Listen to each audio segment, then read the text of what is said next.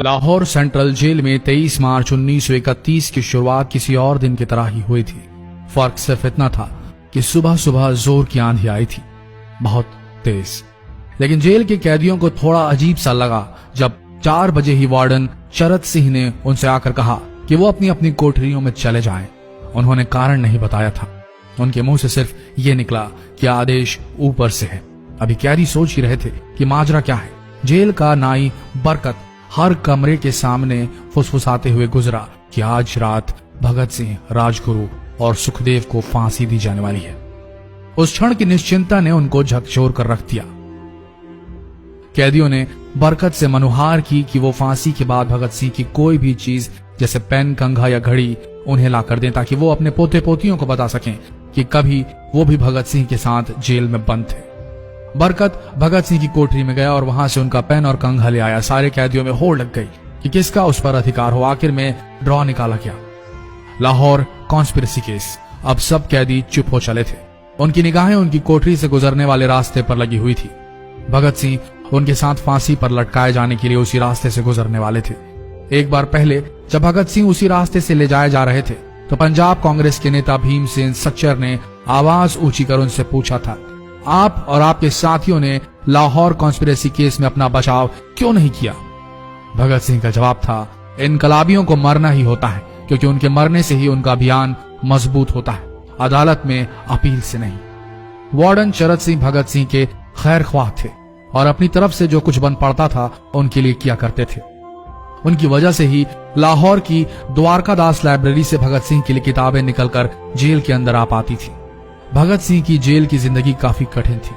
किताबें पढ़ने का शौक हो चला था उन्हें कि एक बार उन्होंने अपने स्कूल के साथी जयदेव कपूर को लिखा था कि वो उनके लिए कार्ल लिब्नेख्त की मिलिटरिज्म, लेनिन की लेफ्ट विंग कम्युनिज्म और ऑप्टन सिंक्लेयर का उपन्यास द स्पाई कुलबीर के जरिए भिजवाएं।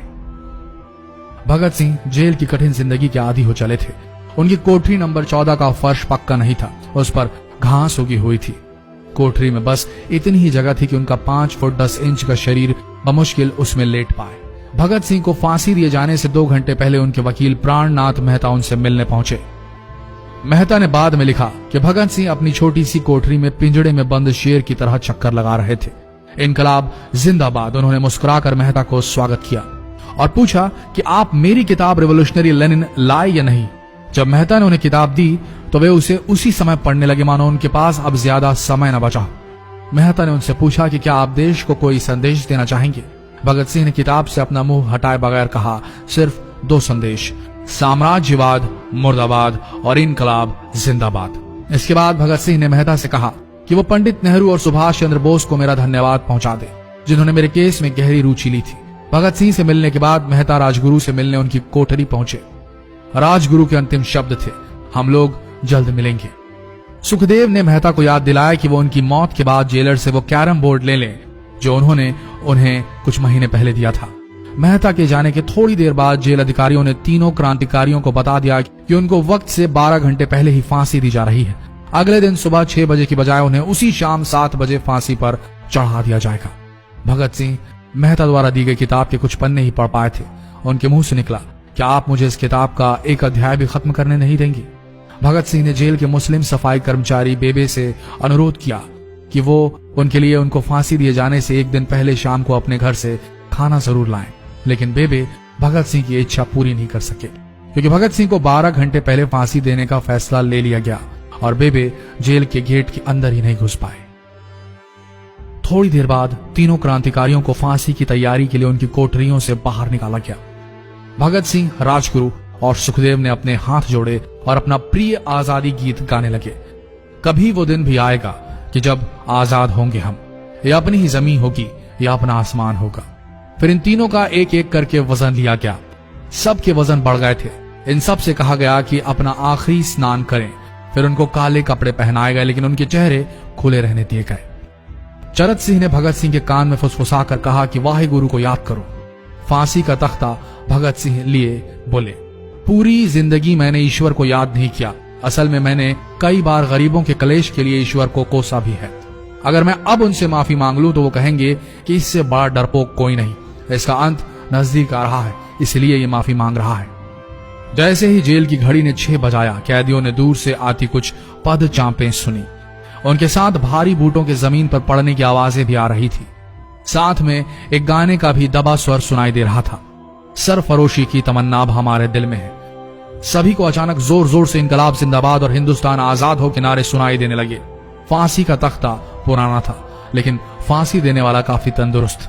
फांसी देने के लिए मसीह जल्लाद को लाहौर के पास शाहदरा से बुलवाया गया था।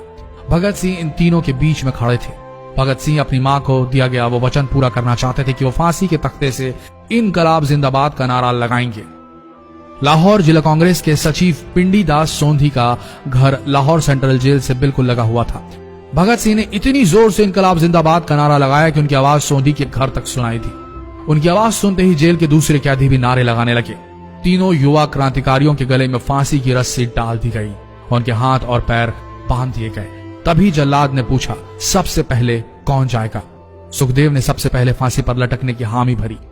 जल्लाद ने एक एक कर रस्सियां खींची और उनके पैरों के नीचे लगे तख्तों को पैर मारकर हटा दिया।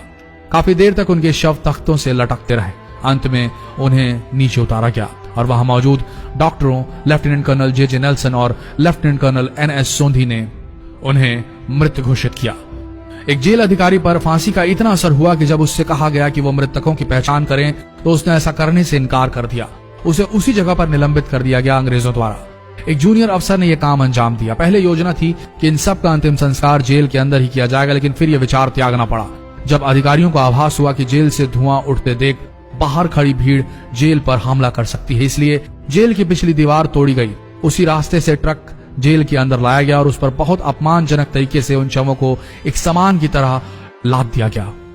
पहले तय हुआ था कि उनका अंतिम संस्कार रावी के तट पर किया जाएगा, लेकिन रावी में पानी बहुत ही कम था, इसलिए सतलज के किनारे शवों को जलाने का फैसला लिया गया। उनके पार्थिव शरीर को फिरोजपुर के पास सतलज के किनारे लाया गया। तब तक रात के 10 बज चुके थे। इस बीच उप पुलिस अधीक्षक कसूर सुदर्शन सिंह कसूर गांव से एक पुजारी जगदीश अचरज को बुला लाए। अभी उनमें आग लगाई ही गई थी कि लोगों को इसके बारे में पता चल गया। जैसे ही ब्रितानी सैनिकों ने लोगों को अपनी तरफ आते देखा, वो शवों को वहीं छोड़कर अपने वाहनों की तरफ भागे। सारी रात गांव के लोगों ने उन शवों के चारों ओर पहरा दिया। अगले दिन दोपहर के आसपास जिला मजिस्ट्रेट के दस्तखत के साथ लाहौर के कई इलाकों में नोटिस चिपकाया गया, जिसमें बताया गया कि भगत सिंह, सुखदेव और राजगुरु का सतलज के किनारे हिंदू सिख रीति से अंतिम संस्कार कर दिया गया है। तो ये थे भगत सिंह की जिंदगी के वो 12 आखिरी घंटे। आशा करते हैं इस वीडियो में सुनाई गई ये कहानी आज युवा पीढ़ी के दिलों में मर चुके देशभक्ति को जगाने में कामयाब होंगे। जितना हो सके इस संदेश को पूरे देश में पहुंचाएं। इस वीडियो को शेयर करें फेसबुक पर, व्हाट्सएप पर, और हो सके तो इस पेज को फॉलो करें ताकि ऐसे ही वीडियोस आप तक सही समय पर पहुंच सके। मिलते हैं अगले वीडियो में, तब तक के लिए आप सबका धन्यवाद।